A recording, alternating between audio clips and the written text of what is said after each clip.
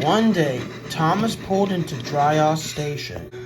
He was dropping off some passengers when something caught his eyes. In the distance, he could see most of his construction friends pass the station. Then, Thomas was very excited when he saw Jack and Alfie coming into view. "Hello, Thomas," scooted Jack. "We're going to Killdane." Thomas was surprised.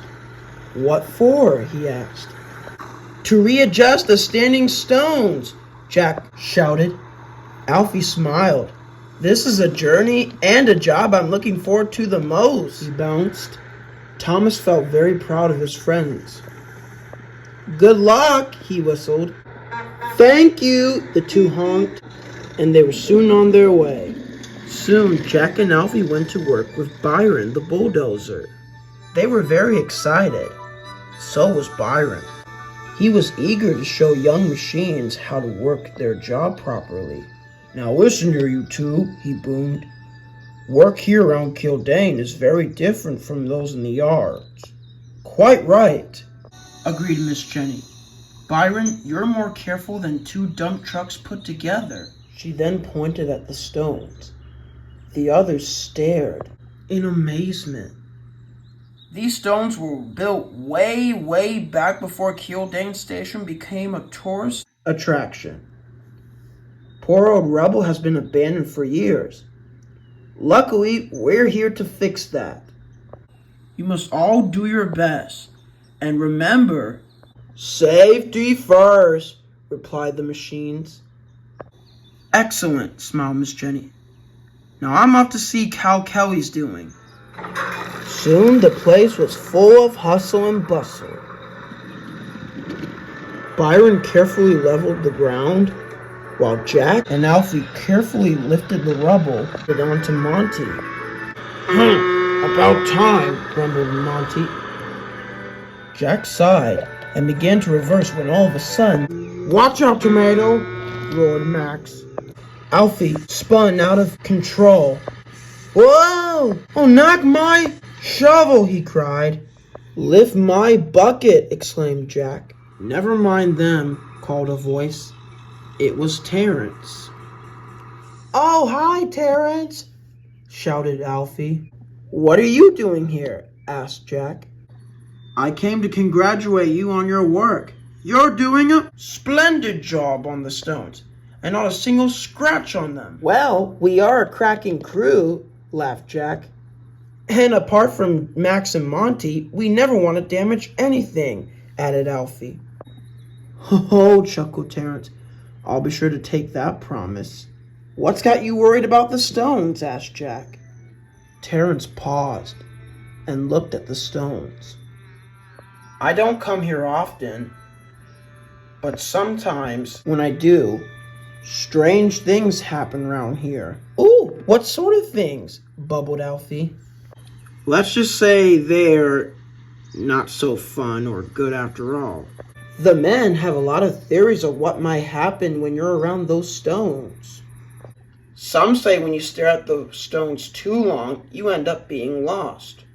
Or even worse. Even so, I take care, pal." And he rattled away. Jack and Alfie looked at each other. They felt a little uneasy. Fortunately, Byron had overheard Terence and felt concerned too. He scooted up toward them.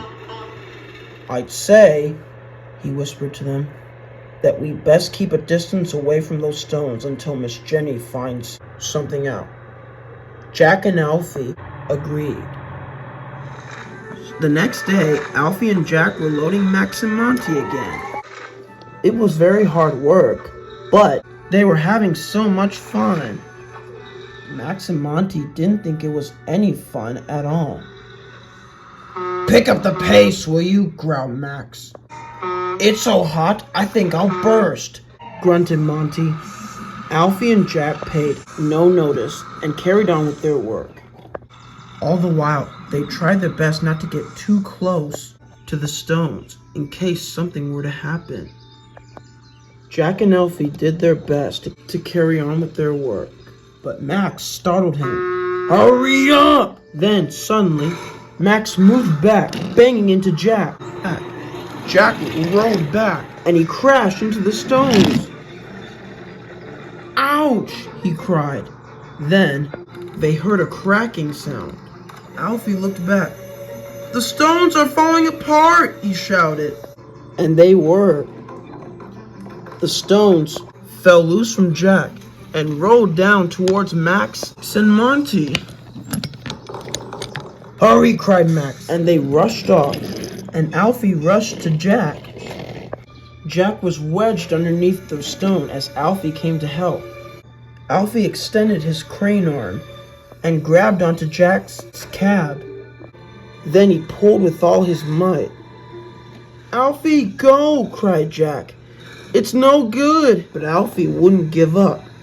He strained and he strained.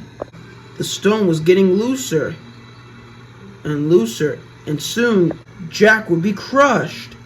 Jack shut his eyes, but at last Alfie pulled him free just in time. Meanwhile, Max and Monty were in danger. The stones had given chase and were rowing after them. Every truck for themselves, cried Max. Wait for me, exclaimed Monty. The stones were getting closer and closer until... bang! Max and Monty stopped just as they heard, I've got this! It was Byron. He had charged his way through the stones just in time. He began to use his blade to push back the stones. The stones were heavy and pushed against him, but Byron wouldn't give up. Max and Monty stared in amazement. Miss Jenny was also there. Keep going, Byron! You can do it, she called. Finding his courage, Byron strained and strained. And at last, he had them under control. Max and Monty both cheered and honked. Just then, Ned arrived. Hey guys, what did I miss? Hey, watch out, shovelhead, cried Monty. Oh, sorry then, chuckled Ned. But what did I miss? Oh, nothing too boring, chuckled Miss Jenny. You're just in time to see Byron saving the day. She then glared at Max and Monty. Were you two involved with this? She asked sternly. Max and Monty gulped. Soon Byron returned with the retrieved stones. He was worried for Jack and Alfie. You two all right? He asked. Jack, you look hurt. Oh, you can blame Max and Monty, chuckled Jack. I almost would have been squashed like a banana if Alfie hadn't come and saved me. Byron was very grateful. Well done, Alfie, he called to Alfie, who smiled. Then he looked at the stones. What are we going to do with those? He asked. We'll have to relocate them elsewhere, sighed Byron. Besides, after all the chaos Max and Monty caused, it'd be too risky to place them back where they belong. It might happen again. I guess Terence was right, sighed Jack. We should have taken care when repairing the most strangest places ever.